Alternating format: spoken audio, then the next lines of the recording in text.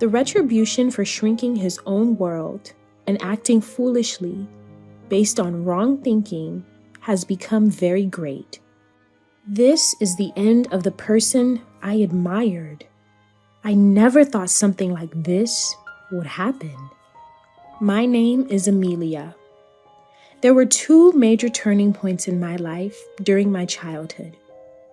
The first was my encounter with the banjo. In the 3rd grade, I happened to come across a TV feature about the banjo. I thought it was so cool that I couldn't bring myself to change the channel.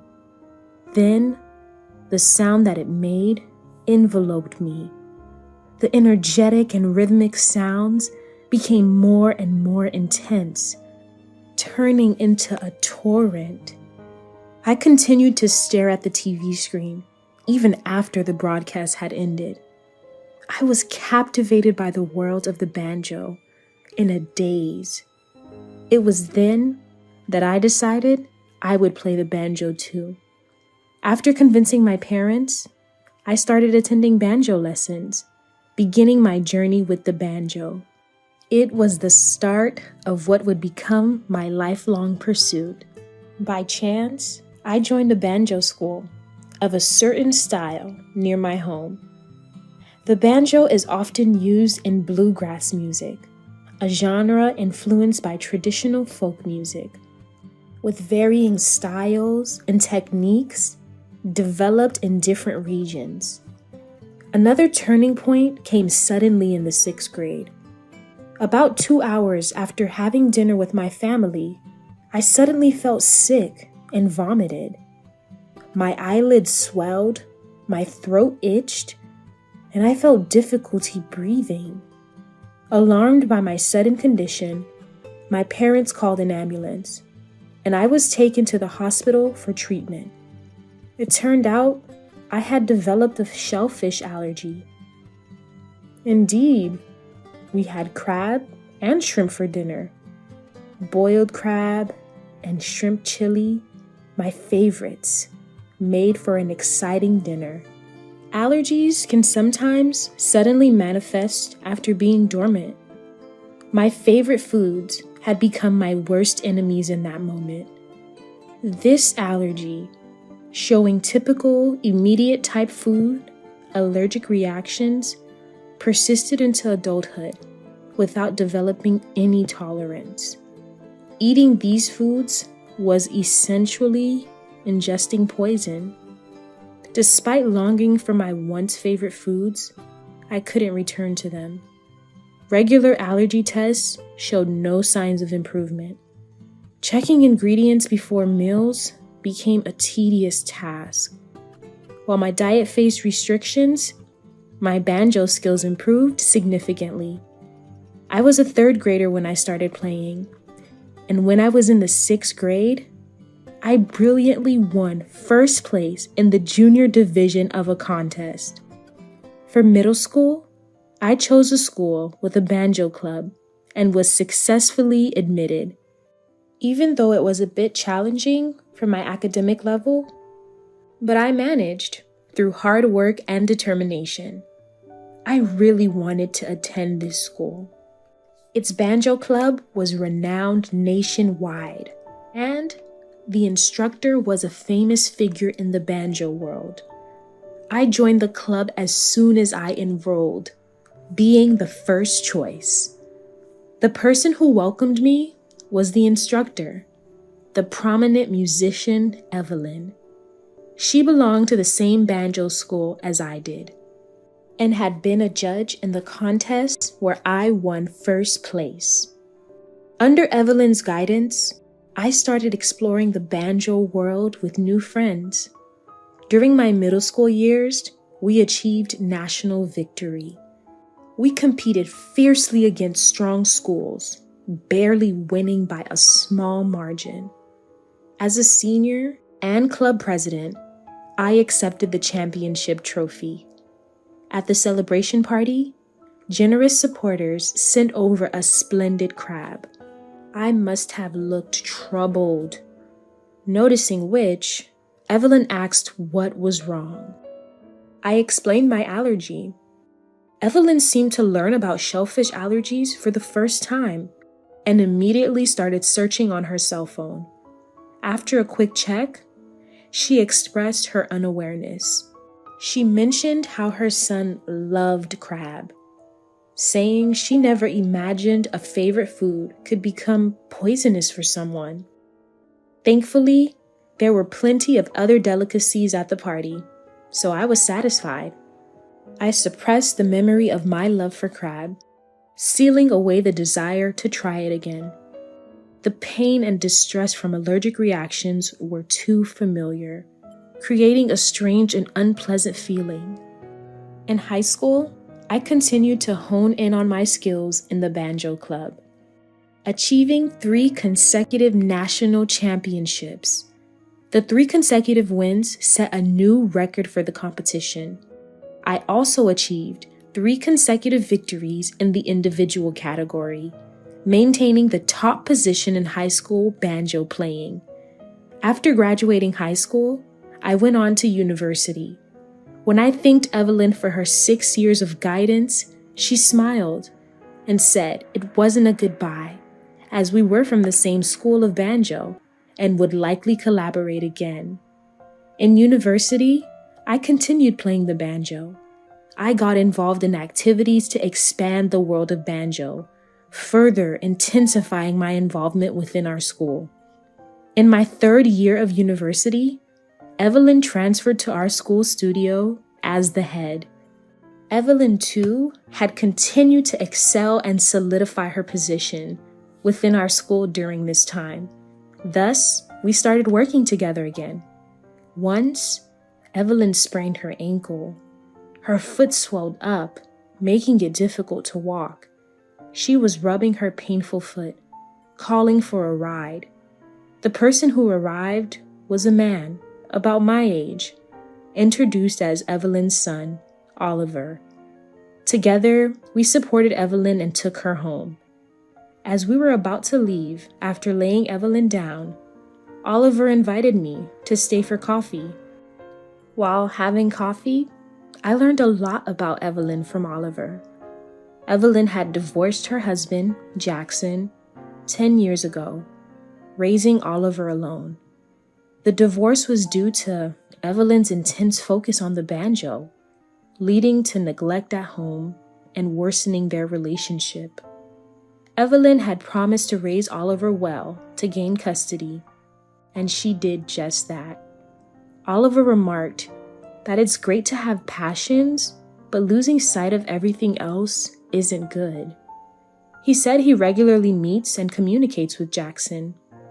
Oliver, who loves crab, jokingly said that despite his parents often treating him to it to get his attention, he gets tired of the crab attacks. I recalled Evelyn once mentioning her son's love for crab. I shared my allergy story with Oliver, how it suddenly developed, the severity of the symptoms, the struggle with memories from when I loved those foods, and the lack of improvement despite allergy tests. Oliver empathized, saying it must be tough to have your favorite food turn poisonous. He wasn't sure how he'd cope if it had happened to him with crab. He hoped I'd recover soon and be able to enjoy it again. Oliver's kindness and generosity led us to meet and talk regularly. Oliver, a university student a year ahead of me, chose a major trading company for his career, aspiring to introduce wonderful products from around the world to Japan. His eyes sparkled as he talked about his dream, which made my heart flutter. The following year, as I graduated from university, I got a job at our school's association office. I continued to play the banjo while working there. The office accepted my wish to juggle both roles. I worked towards polishing my banjo skills and increasing its social recognition. Evelyn's support was instrumental in this job opportunity. She recommended me for my banjo skills, passion, and business management knowledge from university. One day, Oliver invited me out to celebrate my graduation and new job. He had successfully led a major project at work and earned high praise. I suggested celebrating with crab, but Oliver said it would be dull for me as I couldn't eat it, and he wouldn't enjoy it either. Instead, he took me to an upscale Chinese restaurant, ensuring the menu was without shrimp or crab. He mentioned Jackson had recently treated him to crab in celebration. Oliver and Jackson still keep in touch, and Jackson seemed to care about Evelyn. As our meal was ending, Oliver earnestly proposed to me, wanting to start a relationship with marriage in mind. He understood I was busy with my new job, so there was no rush, but he expressed his desire to build a family with me in the near future. His seriousness moved me, and I found myself tearing up. I had fallen for him more than I realized, and so we became engaged.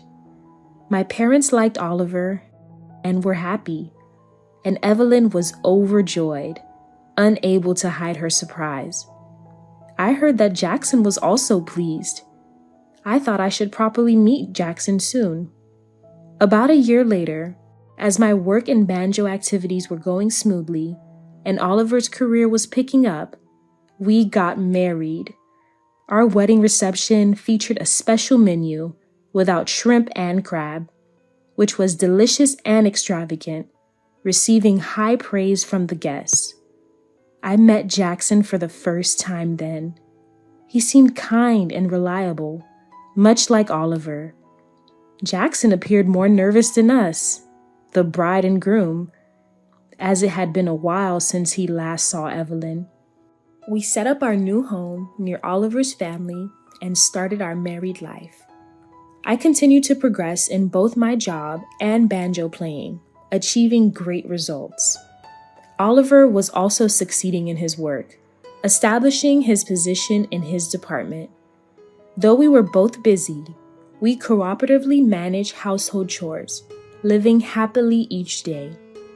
Evelyn was getting more administrative work within the school, struggling to find time for her own practice, which seemed to cause her anxiety and impatience.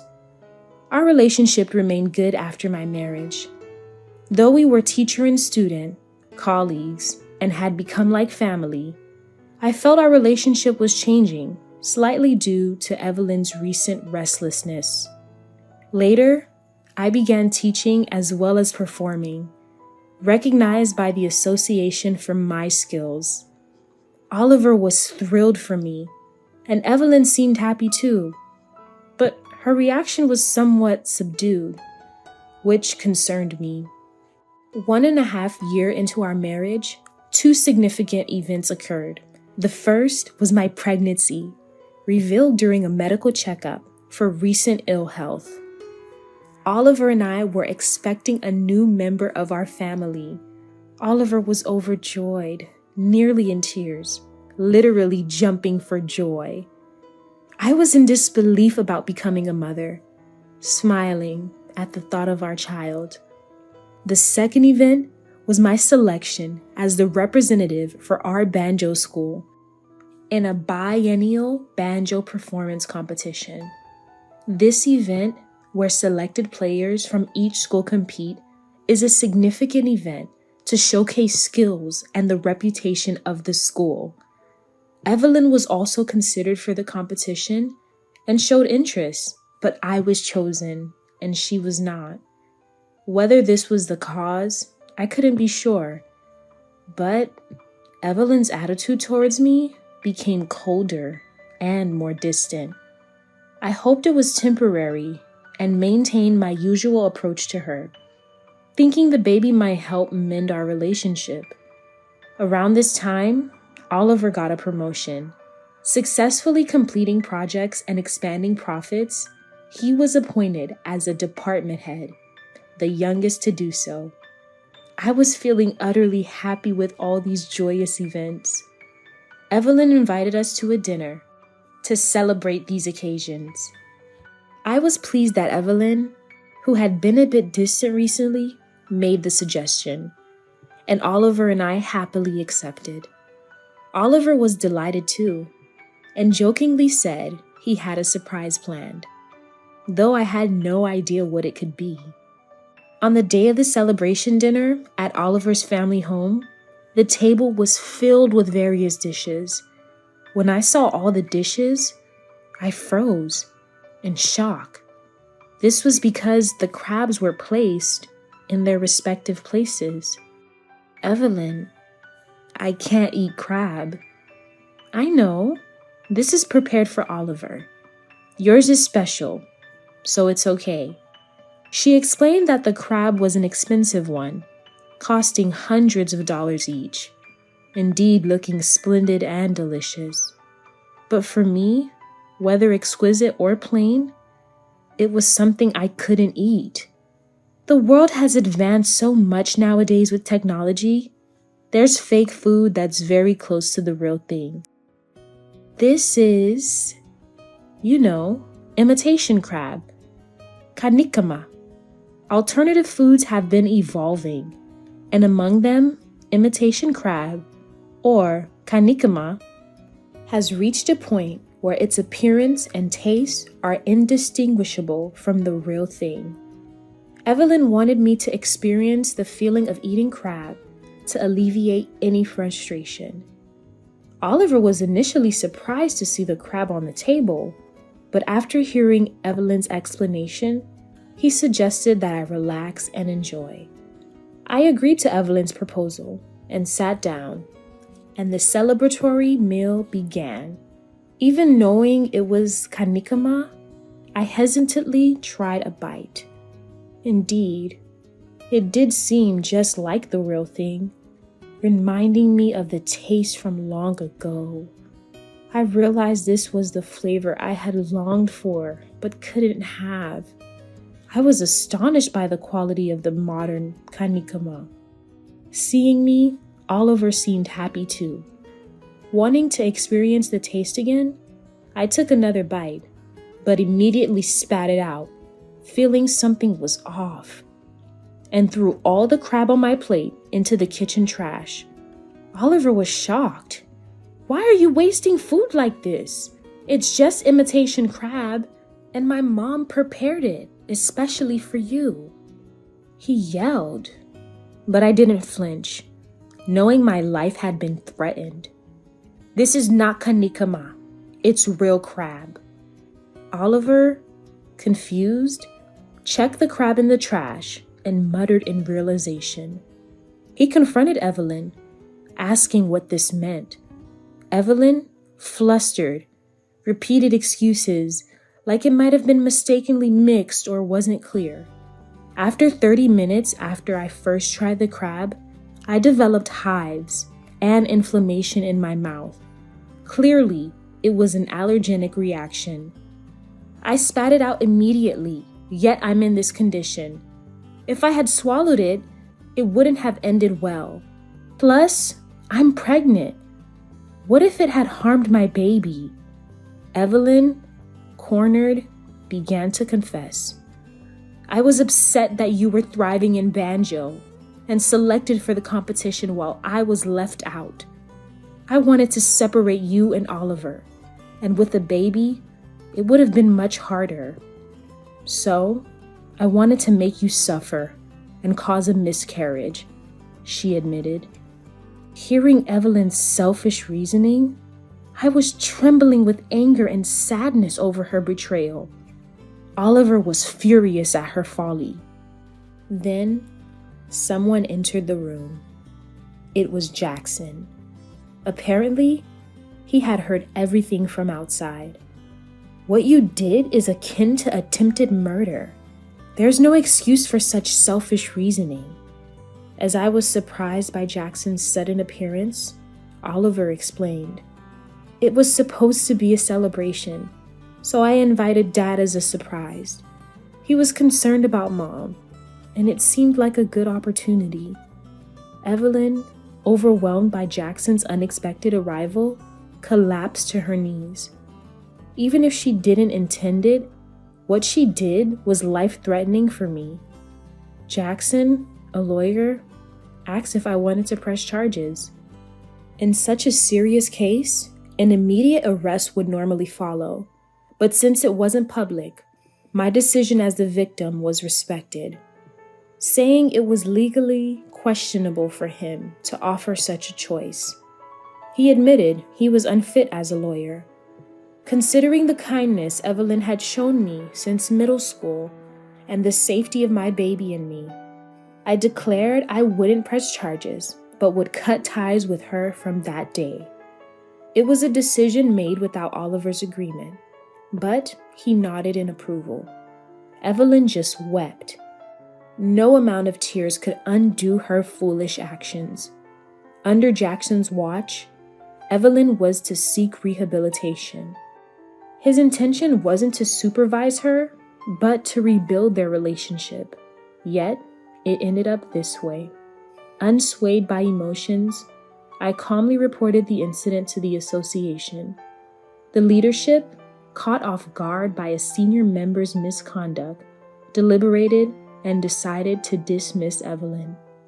It was necessary to free Evelyn from her obsession with the banjo. I heard from Jackson, who was keeping an eye on her, that Evelyn was now living modestly, looking for part-time work. The rewards for shrinking one's world by oneself and doing foolish deeds based on wrong thinking have been very great. I then joined the competition. The performance was a little difficult for the contestants, who had to cover their growing bellies, but they performed beautifully and won the competition. I was able to further the name of my school. I intend to continue to pursue the world of banjo. Now, building a happy and laughing family with my soon-to-be-born child was an equally important goal.